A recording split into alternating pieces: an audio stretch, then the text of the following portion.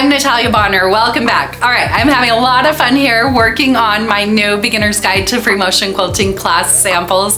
This class is going to be awesome. You're going to love it. Find all the details plus enroll on our website, peaceandquilt.com. But as I've been working through those new class samples, my creativity's just been running wild, and I've been having a lot of fun coming up with even more fun new designs. So the design that I'm going to share with you is not one that's in the class, but it's one that I definitely think is great for beginners, and it's a great place to start. So we'll hop over to my Gamble 22-inch machine. I'm going to be doing all the quilting there, obviously. I'm going to be stitching in the stitch regulated mode, and I do have my stitch length set at 13 stitches per inch. Now, I am quilting here on a long arm machine, and I do teach my Beginner's Guide to Free Motion Quilting class on my long arm.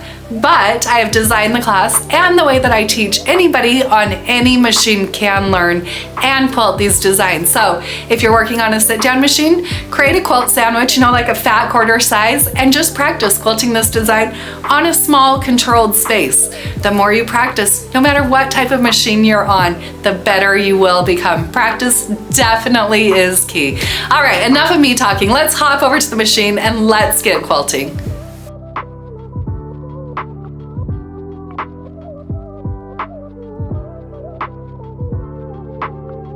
So I like to quilt my designs in controlled spaces. Here I'm working on about a 10-inch square.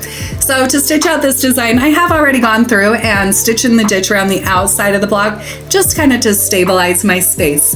Now to stitch out this design, I do have the Gamble open toe foot on my machine. Just makes my visibility a little bit better. But I'm going to begin quilting over on the left-hand side, and I'm going to stitch a line that's maybe 2 or 3 inches long.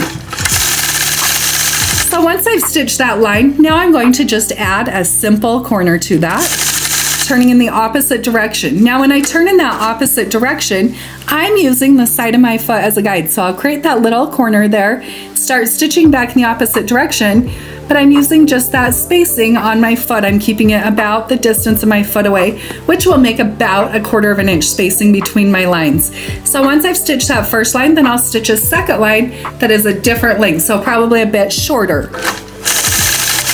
Then I'm going to stitch and go in the opposite direction. And just keep repeating that. Now you'll notice how I am varying the length of these lines as I go, and I will stitch kind of in non-repetitive type patterns, even though it is kind of a repetitive design.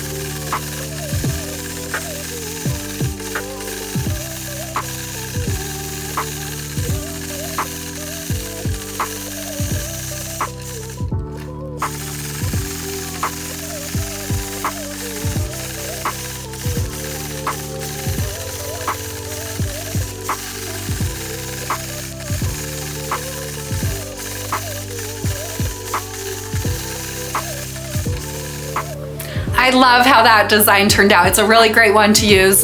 Make it a little bit larger and quilt it all the way across the whole quilt, or shrink it down and use it like as a background filler. Really, it can be awesome in a lot of places. And it's a great design just to practice getting a hold of your machine, or if you're working on a sit down, just to practice feeling what it feels like to move your fabric underneath your needle. Don't forget to keep practicing. Practicing definitely is key. And then don't forget to hit that subscribe button. Next, make sure you do check out my new class, Beginner's Guide to Free Motion Quilting. I'll be back soon with another fun machine quilting video.